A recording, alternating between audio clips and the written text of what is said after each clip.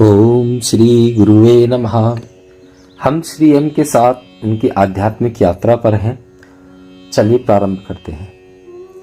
पूर्णिमा की एक रात मणिकर्णिका घाट से एक नाव को गुजरते देखकर सहसा मुझ में कृष्णमूर्ति से मिलने की एक अदम्य इच्छा जागी।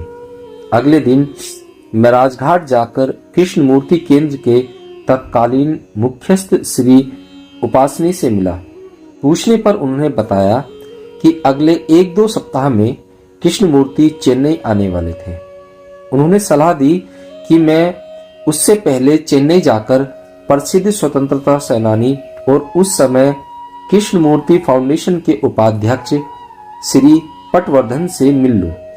वे शायद कृष्णमूर्ति से भेंट करा सकें। मैं उन्हें धन्यवाद देकर रेलवे स्टेशन गया और चेन्नई का टिकट खरीद लिया। द्वितीय श्रेणी सैन्यन का 2 दिन बाद का टिकट उपलब्ध था और इस तरह कुछ दिन बाद मैं चेन्नई में था। लेकिन अपने माँ बाप के घर जाने के बजाय मैं सीधा कृष्णमूर्ति फाउंडेशन के ग्रीनवेज रोड पर स्थित मुख्यालय गया। मैंने वहां श्री पटवर्धन से मिलने का समय मांगा। ऑफिस मैनेजर ने इंटरकॉम पर श्री पटवर्धन से बात की और मुझे एक बड़े से हॉल में ले गए, जहां मुझे श्री पटवर्धन का इंतजार करने को कहा गया। लगभग आधे घंटे बाद वे कमरे में आए। पटवर्धन के बारे में मैं सुन चुका था। एक ऐसे स्वतंत्रता सेनानी जिन्होंने किशोर अवस्था में ही भारत छोड़ो आंदोलन के अंग स्वरूप अपनी साथी अरुणा आसफ अली के साथ भारत में अंग्रेजी साम्राज्य के मुख्यालय जाकर यूनियन जैक के झंडे को उतारकर तिरंगा फहरा दिया था। तो मैं किसी प्रभावशाली हट्टे कट्टे आदमी से मिलने की उपेक्षा कर रहा था। जो आदमी अंदर आया वह छोटे कद का था, लेकिन उसकी आंखें तेज और सावधान थी और वे 70 के नहीं लगते थे। वे फुर्तीले और सुसभ्य थे। मुझसे मिलने से पहले वे अपना होमवर्क कर चुके थे। राजघाट से उपासनी उनसे फोन पर मेरे बारे में बात कर चुके थे। उन्होंने दिल्ली में नानाजी देशमुख से भी बात कर ली थी। वे नानाजी को अच्छी तरह जानते थे। मेरी पृष्ठभूमि से वे संतुष्ट लगे और मेरे साथ सद्भाव से पेश आए। उन्होंने बताया कि श्री कृष्णमूर्ति 1 महीने में आने वाले थे। तब तक मैं बसंत विहार में रह सकता था, जिसे मुख्यालय कहा जाता था। वे से मेरे व्यक्तिगत साक्षात्कार की कोशिश करेंगे। मैंने उन्हें धन्यवाद दिया और राजी हो गया। मुझे भोजन कक्ष के पास एक छोटा कमरा दिया गया। मैं भोजन अच्युत जी के साथ भोजन कक्ष में करता था। कभी कभी दोपहर और शाम के खाने के लिए कुछ मेहमान हुआ करते थे। कैंपस शाकाहारी था, शराब नहीं, तंबाकू नहीं। यह मेरे लिए बिल्कुल अनुकूल था। शाम को मैं अच्युत जी के साथ 5.5 एकड़ के अनेक वृक्षों वाले कैंपस में घूमना जाता था, या पास के थियोसॉफिकल सोसाइटी के विशाल प्रांगण में, जहां हमें कारें छोड़ देती थी और फिर वापस ले आती थी। उम्र और सामाजिक स्तरों में फर्क होने के बावजूद हम अच्छे मित्र बन गए। वे मुझसे तिगनी उम्र के थे और सामाजिक और राजनीतिक तबकों में प्रख्यात। हम कई तरह के विषयों पर चर्चा करते। उनके जैसे प्रतिष्ठित व्यक्तियों से सीखने को बहुत कुछ था। उनके द्वारा बताई एक कहानी में कभी नहीं भूल सकता कि उन्होंने से गांधी जी के नेतृत्व में चलने वाले भारतीय स्वतंत्रता आंदोलन में शामिल होने की अनुमति मांगी थी। ने उनसे कहा था कि उनके लिए स्वतंत्रता का अर्थ था पूर्वग्रहों, विभाजन और हिंसा से पूर्ण स्वतंत्रता, और अगर स्वतंत्रता आंदोलन इसे पाने जा रहा था तो अगर चाहो तो शामिल हो जाओ, मुझसे मत पूछो। उसके बाद अंग्रेजों के चले जाने के बाद हुआ भारत और पाकिस्तान का विभाजन और उससे पैदा हुआ दिल दहला देने वाली हिंसा और रक्तपात। इसके बाद से मिले थे और ने कुछ व्यंग्यात्मक लहजे में उनसे पूछा था कि क्या विभाजन के बेमानी हिंसा और रक्तपात वास्तव में स्वतंत्रता थी? जब मैं कृष्ण मूर्ति के आने का इंतजार कर रहा था, तब तक मैंने लगभग सारा कृष्ण मूर्ति साहित्य पढ़ डाला और उनकी वार्ताओं के सारे टेप सुन डाले। इससे पहले कि मैं उनसे अपनी व्यक्तिगत मुलाकात का विवरण दूं, मैं कृष्ण मूर्ति का संक्षिप्त सब चित्र देना चाहूंगा। शुरुआत होती है 1873 में रूस के एक कुलीन परिवार की हेलेना पेट्रोना के भारत आगमन से। कर्नल हेनरी अलकट के साथ उन्होंने गुप्त विद्याओं के चमत्कारों के अवशेषण का काम शुरू किया और थियोसोफिकल सोसाइटी की स्थापना की। एचपीबी, जैसे कि पुकारा जाता था, काफी विवादास्पद व्यक्ति थी। उसके तथाकथित गुप्त विद्या द्वारा चीजों के प्रकट करने के कुछ लोग दैवी मानते थे और कुछ केवल हाथ की सफाई। उन्हें कुछ लोग एकदम से धोखेबाज और हॉक्स कहा जाता था। एचबीपी का दावा था कि वे हिमालय के महान रहस्यमय गुफाओं की तरफ से काम कर रही थी, जिन्होंने उन्हें थियोसोफिकल सोसाइटी स्थापित करने की आज्ञा दी थी। उन्होंने 2 गुरुओं के नाम लिए, एक मौर्य और दूसरे कुथमी लाल सिंह, और कहा कि वे तिब्बत और कराकोरम की पर्वत श्रेणी में उनके साथ रही थी तथा उनमें से एक उनके व्यक्तिगत गुरु थे। अपनी शानदार जीवन शैली, असंदेह विस्तृत ज्ञान और चुंबकीय व्यक्तित्व से उन्होंने महान वक्ता फेब्रियन सोसाइटी की सदस्यता और जॉर्ज बर्नर्ड शॉ की निकट मित्र एनी बेसेंट को आकर्षित किया। एनी बेसेंट को ब्लावाट्स्की की पुस्तक द सीक्रेट डेस्टिनी की समीक्षा के लिए दी गई थी, लेकिन वे उससे इतनी प्रभावित हुई कि वे ब्लावाट्स्की से मिली और शीघ्र ही उनकी शिष्या हो गई। कृष्ण मूर्ति के जीवन में एनी बेसेंट की महत्वपूर्ण भूमिका है। एक और व्यक्ति जिन्होंने शायद कृष्ण मूर्ति के जीवन में सबसे अधिक महत्वपूर्ण भूमिका निभाई थी, वे थे C.W. लैडविटर। वे पहले चर्च ऑफ इंग्लैंड के पादरी थे। वे काफी पढ़े लिखे और बहुमुखी प्रतिभा के धनी थे, लेकिन गुप्त विद्याओं पर उनकी पुस्तकों ने, जो पढ़ने में अत्यंत रुचिकर हैं, अनेक लोगों को हैरत से सोचने पर मजबूर कर दिया कि जो उनमें लिखा गया है वह सत्य है या कहानी। C.W. लैडविटर अपनी फहराती सफेद दाढ़ी और तेज नाक नक्शों के कारण बाइबल के कुछ पात्र जैसे लगते थे। वे भी ब्लावात्स्की से मिले, उनके शिष्य हो गए और शीघ्र एक प्रमुख थियोसोफिकल थियोफिसिस्ट माने जाने लगे।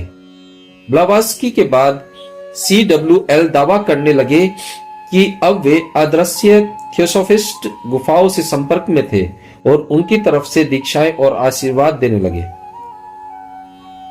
गुप्त विद्या के क्षेत्र में एनी बेसेंट उन पर काफी निर्भर थी। मुख्यतः CWL थियोसोफिस्टों में यह विचार फैलाने के लिए जिम्मेदार थे कि मैत्रेय बुद्ध, भविष्य के बुद्ध, इस काल के मसीहा के अवतरण का समय आ गया था। यह अवतरण विशिष्ट था। इसमें बुद्ध पहले से ही जन्मे किसी व्यक्ति के पवित्र, गुणशील और विशेष रूप से प्रशिक्षित शरीर में प्रवेश कर जाएंगे। इसके लिए प्रमुख थियोसोफिस्ट किसी ऐसे योग्य बालक की तलाश में थे जो शायद मैत्रेय के अवतरण के लिए उपयुक्त हो। एचपीबी के जीवन काल में ही थियोसोफिकल सोसाइटी ने 300 एकड़ की जमीन पर अड़यार, चेन्नई में अपना मुख्यालय स्थापित कर लिया था। भव्य घने वृक्षों वाली यह जगह अड़यार नदी के किनारे थी। इसमें यूरोपीय शैली की इमारतें थीं और इनका खुद का बीच भी था। यह नदी के किनारे CWL को कृष्णमूर्ति और उनके भाई नित्यानंद मिले जब वे काफी कम उम्र के थे, और उन्होंने घोषित कर दिया कि उन्होंने अपनी अतीन्द्रिय दृष्टि से देखा कि बालक कृष्णमूर्ति की प्रभा मंडल शुद्ध, गुणवान और तेज था, अतः भगवान मैत्रेय के लिए उपयुक्त था। लंबी कहानी संक्षेप में यह है कि टेढ़े मेढ़े दांतों वाले जुओं से परेशान कृष्ण और उनके छोटे भाई नित्यानंद को उनके पिताजी कृष्णయ్య से ले गए।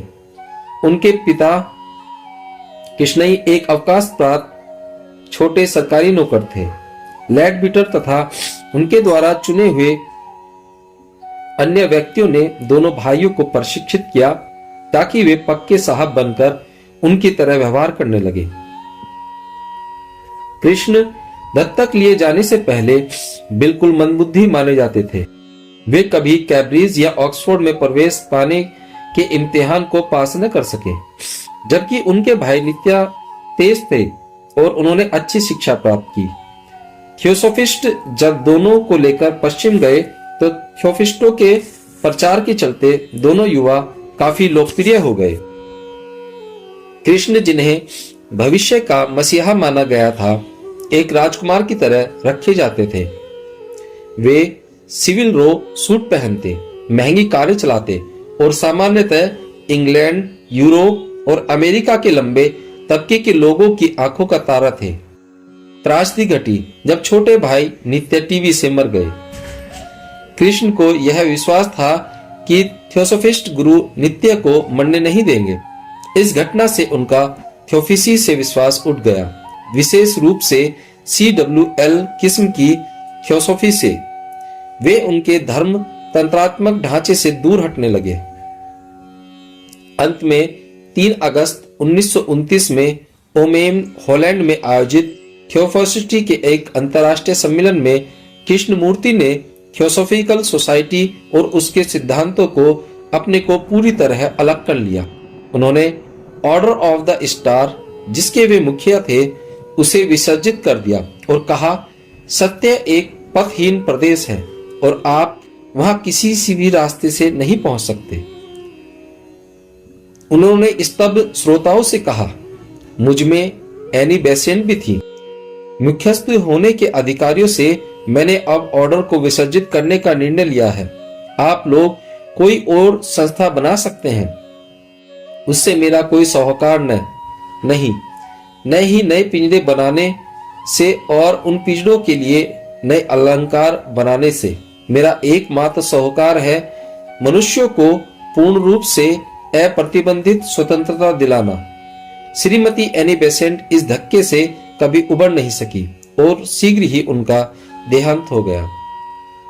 कृष्णमूर्ति ने कुछ मित्रों के साथ कृष्णमूर्ति राइटिंग्स की स्थापना की, जो संसार भर में उनके भाषाओं तथा अन्य कार्यक्रमों की व्यवस्था करती थी। इनमें से सर्वाधिक महत्वपूर्ण राजगोपाल थे और वे भी DWL की ही एक और खोज थे। यह राजगोपाल थे जिन्होंने कृष्णमूर्ति की वार्ताओं के पहले संकलन कमेंट्रीज ऑन लिविंग का अपूर्णता से संपादन किया था। सालों बाद राजगोपाल और कृष्णमूर्ति में मतभेद हो गया और लंबे अप्रिय अंतराल एवं कानूनी दाव पेचों के बाद राजगोपाल को किनारे कर दिया गया तथा कृष्णमूर्ति के नए राजनीतिक रूप से प्रभावशाली मित्रों की सहायता से Krishnamurti foundation India, the Krishnamurti trust England और OGA कैलिफोर्निया के मुख्यालय के साथ the Krishnamurti foundation of America की स्थापना की गई। ये संस्थाएं उनकी वार्ताओं की प्रतिलिपियों को प्रकाशित करती और भारत तथा विदेशों में कृष्णमूर्ति के सारे कार्यक्रमों का निर्वहन करती। बसंत विहार कृष्णमूर्ति फाउंडेशन का भारतीय मुख्यालय था, जहां मैं कृष्णमूर्ति के आने का इंतजार कर रहा था। नवंबर के अंत में कृष्णमूर्ति चेन्नई आए। वे मध्य रात्रि वाली उड़ान से आए थे और उन्हें अगले दिन दोपहर के भोजन के समय ही देख सका। पटवर्धन के छोटे भाई पद्माकर पटवर्धन और उनकी दक्षिण भारतीय पत्नी सुनंदा, जो कृष्णमूर्ति बुलेटिन की संपादन करती थी, कृष्णमूर्ति के आगमन से पहले अपनी यात्राओं से वापस आ गए थे। उनकी संकालु प्रवृत्ति और मुझ जैसे छुट भइयों को कृष्णमूर्ति से दूर रखने के मनोभाव के बावजूद अच्युत जी संतुति पर मुझे उस छोटे समूह में शामिल कर लिया गया जो भोजन कक्ष में कृष्णमूर्ति के साथ भोजन करता था। बसंत विहार में कृष्णमूर्ति की जन वार्ताओं और सभाओं के लिए अभी काफी समय बाकी था, अतः बसंत विहार में थोड़े से ही लोग रह रहे थे। लंच या डिनर पर ज्यादा बातचीत नहीं होती थी। जे कभी कभी किसी अतिथि या किसी प्रभावशाली वीआईपी को कृष्णमूर्ति के साथ खाने के लिए आमंत्रित किया जाता था, जो फाउंडेशन के लिए सहायक हो सकते थे। मुझे कृष्णमूर्ति से जितनी हो सके उतनी दूर जगह दी जाती थी। अंततः 3-4 दिन बाद श्रीमती सुनंदा पटवर्धन ने मुझे सूचना दी कि श्री कृष्ण जी अकेले मुझसे आधे घंटे के लिए या जितने समय के लिए वे चाहें ऊपर अपने बेडरूम में मिलेंगे। वे कृष्णमूर्ति जी को इसी नाम से बुलाती थी। मैं जानता था कि यह अवसर मुझे अच्युत जी ने दिलवाया है। ऊपर का बेडरूम अलंघनीय माना जाता था। आगंतुकों को सीढ़ियों पर भी चढ़ने की अनुमति नहीं थी, अतः यह विशेष अधिकार मिलने पर मैं अत्यंत प्रसन्न था। थोड़ी घबराहट के साथ घूमने पर मैंने कृष्ण जी को पुलाथी मारे फर्श पर एक कालीन पर बैठे हुए देखा। सर, आप दरवाजा बंद कर सकते हैं, ये उनके पहले शब्द थे, और आकर इधर बैठे। मैं सावधानी से गलीचे के किनारे बैठ गया। नहीं नहीं, इधर आओ, और इशारा किया कि मैं आगे आऊं। मैं उनके सामने कुछ फीट की दूरी पर बैठ गया। 1 मिनट के लिए उन्होंने मेरा बायां हाथ पकड़ा, फिर छोड़ दिया। मैं उनकी उपस्थिति से अंतरिक्त या भयभीत नहीं था, उल्टे मुझे ऐसा लगा मानो एक अच्छे मित्र के पास बैठा था। 80 के आसपास होने पर भी वे वास्तव में खूबसूरत थे। हालांकि मैंने चेन्नई और फिर दिल्ली में उन्हें दूर से देखा था, पर पहली बार मैं समझा कि बर्नर्ड शाह को कैसा लगा होगा जब वे कृष्णमूर्ति से मिलने गए थे। उन्होंने टिप्पणी की थी कि उनकी नजर में युवा कृष्णमूर्ति अब तक के सर्वाधिक सुंदर व्यक्ति थे। वे उपनिषदों में कहते हैं ना, समीप बैठो। उन्होंने एक नटखट मुस्कान के साथ कहा। मैंने तो अधिक नहीं पढ़ा। विश्वास करना कठिन है सर, मैंने कहा। आपने थियोसॉफिकल दिनों में अवश्य अपने उपनिषदों का अध्ययन किया होगा।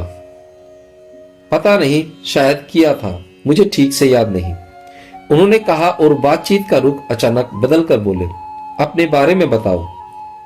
अच्युत कह रहे थे कि तुम गुरु के साथ हिमालय में यात्राएं करते रहे हो। वे कौन थे और उन्होंने क्या किया? तुम्हें मालूम है, मैं नहीं मानता कि गुरु आवश्यक है। मैंने कहा, सर, आदर्श सहित कहना चाहूंगा कि मैं आपसे सहमत नहीं। मैं समझता हूं गुरु आवश्यक है, बशर्ते कोई उन पर पूरी तरह निर्भर न हो जाए। मैं अपने गुरु को बाबा जी कहता हूं। वे शुरू से ही स्पष्ट थे कि हर किसी को अपने पैरों पर खड़े होना है, निर्भर नहीं बनना है। उनकी कोई संस्था या कोई अन्य पहचान नहीं थी। सिर के ऊपर कोई छत भी नहीं थी। वे जगह जगह घूमते थे और अक्सर गुफाओं में रहते थे।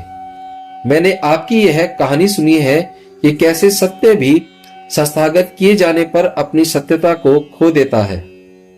फिर भी आप कृष्णमूर्ति फाउंडेशन नामक संस्था के मुख्यस्थ हैं। बाबा जी के पास कुछ नहीं था। वे सचमुच एक स्वतंत्र व्यक्ति थे। मुझे कहना पड़ेगा कि कृष्णमूर्ति ने मुझे ध्यान से और गंभीरता से सुना। उन्होंने मुझे निकल जाने को नहीं कहा, जो वे आसानी से कह सकते थे। तुम ठीक कह रहे हो, उन्होंने कहा। सही बात यह है कि मैं इस सब ड्रामा से तंग आ चुका हूं। तुम्हें मालूम है कि मैं सालों पहले थियोसॉफिकल सोसाइटी और उसकी संस्थाओं, धर्मतंत्रों इत्यादि को छोड़ आया था। यदि तुम यहाँ कुछ दिन रहोगे तो तुम्हें पता चलेगा कि मैं शायद इसे कभी छोड़ दूंगा। जब मेरे लिए यह सहना मुश्किल हो जाएगा। किसी को बताना मत कि मैंने ऐसा कहा था, ओके? उन्होंने कहा और कंधे थपथपाते हुए हंस पड़े। अब यह बताओ कि यदि तुम उस सबसे पूर्ण संतुष्ट थे तो तुमने उनसे सीखा था, क्या नाम था उनका? बाबा जी। तो फिर तुम यहाँ क्यों आए हो? सर, बाबा जी ने सलाह दी थी कि मैं आपसे मिलूं। लेकिन क्यों? आखिर किस लिए? जो भी हो, अगर तुम यहाँ रहना चाहो तो कुछ समय के लिए रह सकते हो। मैंने जो सुना है उससे तो लगता है तुम घुमंतु हो, इसलिए नहीं मालूम तुम यहाँ कितने दिन टिकोगे, लेकिन वह कोई समस्या नहीं। सर, मुझे खुद नहीं मालूम और मैं कुछ पक्का नहीं कह सकता। ठीक है, लेकिन बताओ कि क्या बाबा जी ने थियोसॉफिकल गुरुओं के बारे में कुछ कहा था? हाइट लॉज और इस तरह का और अनाप शनाप? हिमालय में महान गुरु हैं सर। बाबा जी स्वयं उनमें से एक हैं। उनके गुरु, जिन्हें हम श्री गुरु बाबा जी कहते हैं, मैं उनसे मिल चुका हूं तथा उनके कुछ अन्य शिष्यों से भी। बाबा जी का मानना था कि कुछ अतिशयोक्ति की है, बाद वालों ने कुछ और जोड़ा। अंत में जो व्यंग्य चित्त बना वह मूल से एकदम भिन्न था। कृष्णमूर्ति अपने हाथ मलते हुए सोच में डूब गए। बोले, बिल्कुल जैसे मैंने सोचा था। ये बाबा जी काफी दिलचस्प आदमी लगते हैं। तो तुम यहाँ क्या करना चाहते हो? मैं अधिकाधिक कैसेटों को सुनूंगा और जो भी काम दिया जाएगा करूंगा। मैं लिप्यातरण भी करना चाहूंगा। क्या तुमने कमेंट्रीज ऑन लिविंग पढ़ी है? जी सर, एक बार। फर्स्ट एंड लास्ट फ्रीडम पढ़ो। जी सर। और क्या मैं आपसे एक सवाल पूछ सकता हूं? हाँ। मैं तुम्हारा नाम ठीक से नहीं जान सका। मुमताज। हाँ, एम आसान रहेगा। सर, आप यौन संबंधों की बात इस तरह करते हैं मानो आपको इन सबको आत्मीय समझ हो, जैसे प्रेम, ईर्षा, क्रोध आदि। ज्यादातर लोग समझते हैं आप ब्रह्मचारी हैं। फिर आप इन बातों को कैसे जानते हैं? सर, उन्होंने चेहरे पर गंभीर और तीखा भाव लाकर कहा, केवल व्यक्तिगत अनुभव ही सीखने का अनुभव है। दुनिया को मेरी व्यक्तिगत जिंदगी के बारे में क्या मालूम? मुझे परवाह नहीं कि लोग क्या समझते हैं, लेकिन याद रखो, मैं किसी ऐसी बात के बारे में बात नहीं करता जिसका मुझे व्यक्तिगत अनुभव न हो। तुम अपने नतीजे निकाल सकते हो। यह मुझे एक दूसरे पर्सन पर लाता है। सर, आप समझते हैं विवाह किसी की आध्यात्मिक प्रगति के लिए आवश्यक है? असल में मैं नहीं जानता आध्यात्मिक प्रगति से तुम्हारा क्या मतलब है, लेकिन बेहतर यह है कि शादी कर ली जाए या यौन संबंध का अनुभव कर लिया जाए। बंसुए इसके कि सारी जिंदगी इसी के बारे में सोचते हुए निकाल दी जाए। जलने से बेहतर है शादी। मैं नहीं चाहता था कि मैं अपने आप को थोप कर इतने महत्वपूर्ण व्यक्ति का बहुमूल्य समय लूं। अतः मैंने हाथ जोड़कर कहा, नमस्ते सर, मैं आपका और समय नहीं लूंगा। बहुत बहुत धन्यवाद। उन्होंने भी बड़ी शालीनता के साथ हाथ जोड़े और कहा, तुम्हारे जाने से पहले एक और छोटी सी बात। यहाँ तुम्हें कुछ लोग मिलेंगे जो कहेंगे मैं कृष्ण जी को 30 साल से जानता हूँ, या कुछ कहेंगे इसी तरह की बातें। उन्होंने मेरी शिक्षाओं की व्याख्या करके तुमको समझाना चाहेंगे। विनय पूर्वक उनकी सेवा अस्वीकृत कर देना। हो सकता है वे कुछ न समझे हो। मैं चकित हुआ।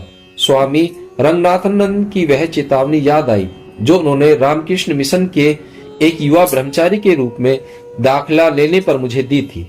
आश्रम एक छोटी जगह है और तुम तरह तरह के लोगों से मिलोगे। इस गलफत में मत रहना कि वे सब के सब बड़े साधक हैं या आध्यात्मिक रूप से उन्नत हैं। तुम अपना काम करो और अपनी साधना और आंखें खुली रखो। मैंने अच्युत जी को साक्षात करवाने के लिए धन्यवाद दिया और उत्सुक प्रश्नकारों को अपनी भेंटों की बातें की जानकारी देने से बचा। मैं फिर से कृष्णमूर्ति से अकेले मिलने का इच्छुक था, लेकिन संबंधित व्यक्तियों ने ऐसा होने नहीं दिया। असल में मेरी गतिविधियों पर कड़ी नजर रखी जाती कि कहीं मैं बिना किसी को जाने सीढ़ियां न चढ़ जाऊं। मैं अपना समय पढ़ने, कैसेट सुनने और घूमने में व्यतीत करता रहा। कभी कभी अच्युत जी मुझे अपने साथ घूमने बुलाते और हम विविध विषयों पर चर्चा करते। हिंदू दर्शन, महात्मा गांधी, समाजवाद, स्वतंत्रता आंदोलन, थियोसॉफी और हाँ, कृष्णमूर्ति। शीघ्र ही पद्माकर, पटवर्धन और उनकी पत्नी मेरा विश्वास करने लगे और मुझे प्रशासनिक काम देने लगे। जैसे जैसे की वार्ताओं का समय पास आता गया, वैसे वैसे कृष्णमूर्ति फाउंडेशन के और सदस्य भारत तथा विदेश से आने लगे। पापुल जयकर एक अन्य उपाध्यक्ष थी जो कृष्णमूर्ति की बहुत पुरानी साथी थी। वो भी आ गई। उनके दबंग व्यवहार को देखकर ही लग रहा था कि वे राजनीतिक रूप से शक्तिशाली थी। तत्कालीन प्रधानमंत्री श्रीमती इंदिरा गांधी उनकी घनिष्ठ मित्र थी और वे स्वयं कैबिनेट मंत्री के दर्जे के साथ फेस्टिवल ऑफ इंडिया की अध्यक्षता थी।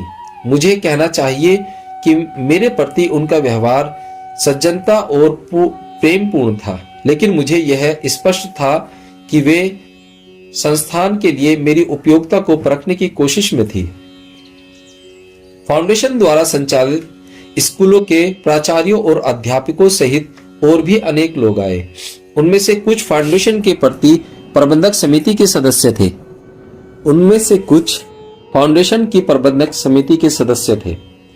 ऋषि वैली स्कूल की प्रधानाचार्य श्रीमती रेबका थॉमस से मेरी बड़ी अच्छी मित्रता हो गई और उनके पति श्री थॉमस से भी, जो कोषाध्यक्ष थे।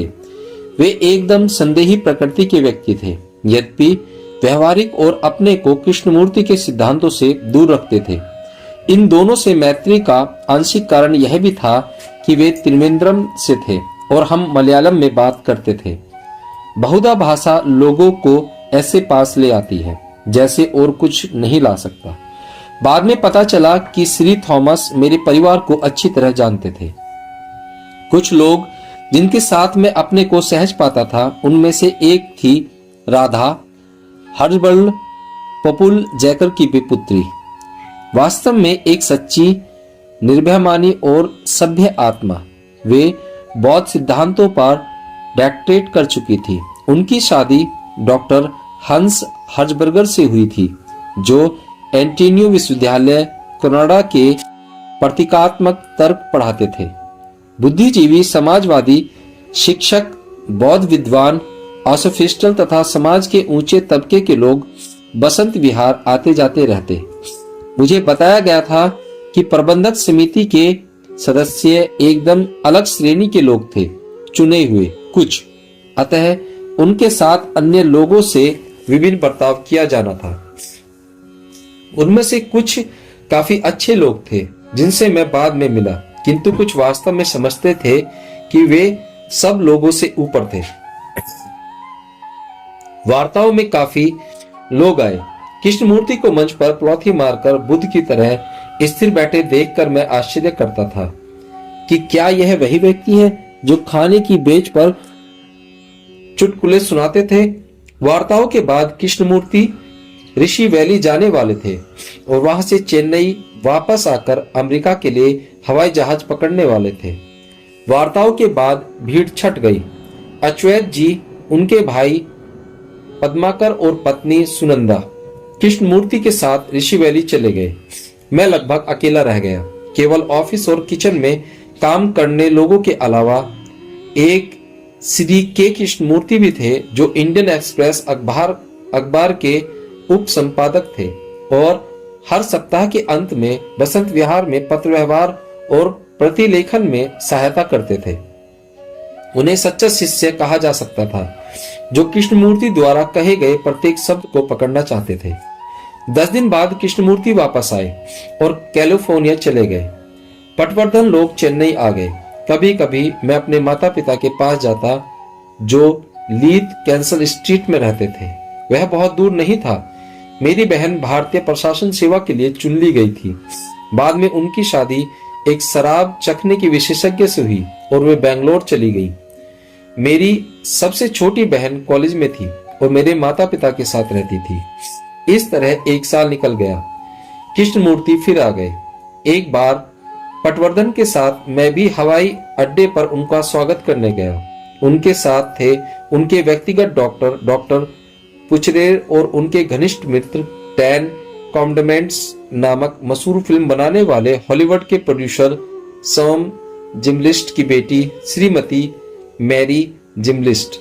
मैं भारत और विदेशों में फाउंडेशन से संबंधित अनेक लोगों से भी मिला, जब तक कृष्णमूर्ति मुझे देखकर पहचानने लगे थे और कभी कभी मुझसे थोड़ी बातें करते थे। मैं प्रांगण में उनके साथ घूमने जाता और उन्हें दिखाता कि क्या सुधार किए जा रहे थे। एक दिन मैं उन्हें लंच के लिए लिवा लाने ऊपर गया और अनायास रूप से जादू में अपनी रुचि और सामर्थ्य की बात कर गया। क्या तुम हवा में उड़ सकते हो? उन्होंने शायद एक नकारात्मक उत्तर की अपेक्षा पूछा। हाँ, मैंने कहा, कर सकता हूँ। क्या वास्तव में? सर, अगर आप अनुमति दें तो मैं कल दोपहर भोजन के समय भोजन कक्ष में इस अभ्यास को करके दिखा सकता हूँ। ठीक है, उन्होंने कहा। अगले दिन मैंने भोजन की मेज के पास एक विशेष बेंच लगाई और कृष्णमूर्ति तथा 1 दर्जन अतिथियों के सामने, वे कौन कौन थे अब याद नहीं, अपने को एक चादर से ढका और हवा में उठ गया। मैंने कृष्णमूर्ति को जोर से कहते सुना, जीसस। इसने तो कर दिखाया। मुझे उसके चेहरे पर आया अविश्वास का भाव आज भी याद है। जब मैंने उन्हें बताया कि यह हाथ की सफाई कैसे की जाती थी और वास्तव में वह कितनी सरल थी, तो उन्होंने केवल इतना कहा, यह तो मैं तुमसे धोखा खा गया था। एक बार फिर वार्ताएं शुरू हुई। सुबह सवाल जवाब होते थे। मुझे काफी व्यस्त रखा गया। विदेशी अतिथियों की देखभाल की जिम्मेदारी मेरी थी।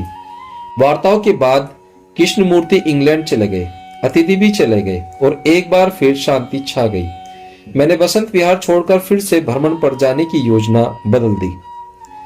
जब हवाई जहाज पर सुरक्षा जांच से पहले कृष्णमूर्ति पीछे मुड़े और मुझसे बोले, आशा है वापस आने पर तुमसे फिर मुलाकात होगी। बसंत विहार के प्रवास के सालों में अनेक तरह के लोगों के संपर्क में आया। अभिजातिवादी सच्चे भक्त जो कृष्णमूर्ति को दैवीय मानते थे, अविश्वासी बुद्धिजीवी कला प्रेमियों के झुंड जो अधिकांशतः पुपुल जयकर से कुछ सहायता पाने की आशा में आते थे, और कुछ सच्चे आध्यात्मिक साधक जो इस भूल भुलैया में पकड़कर दिव्यभ्रम में थे। यह एक हानिकारक शांति प्रिय लोगों का समुदाय था। केवल एक छोटा गुट था जिसे किसी बेहतर शब्द की अनुपस्थिति में अति कृष्णमूर्तिवादी कहा जा सकता है। उन्होंने स्वयं तो भारत की ऐश्वर्यपूर्ण परंपराओं का कोई गहरा अध्ययन नहीं किया था, इसलिए अपनी अनभिज्ञता की बात पर कृष्णमूर्ति का हवाला देकर ढांपने की कोशिश करते रहते थे। कृष्णमूर्ति प्राचीन ग्रंथों के ज्ञान को आवश्यक मानते थे। बाबाजी के मार्गदर्शन में हिंदू ज्ञान की पुस्तकों का गहरा अध्ययन कर चुकने के कारण मुझे परंपरा और अनुशासन के प्रति अनादर के मनोभाव से बड़ा खेद होता था। सब कुछ मिलाकर कृष्णमूर्ति संस्था से 10 साल का संपर्क बहुत सारी बातें सीखने का महान अनुभव था। फिलहाल मैं कृष्णमूर्ति की वार्ताओं से काफी उत्साहित था और रोजमर्रा के बंदोबस्तों में थोड़ा बहुत हाथ बटा रहा था। अप्रैल 1985 में अपने विशिष्ट तरीके से बाबाजी से इशारा मिला। एक शाम को मैं बसंत विहार के फाटक पर इस सोच विचार में खड़ा था कि घूमने जाऊं या जॉन ब्रांस्की की एसेज ऑफ रूमी पढ़ूं कि मैंने सड़क से गेरुए वस्त्र पहने एक साधु को आते देखा। उसने पास आने पर मैंने देखा कि वह नंगे पैर था, दाढ़ी मूछ कटी हुई थी और सिर घुना हुआ था और उसका युवा चेहरा दमक रहा था।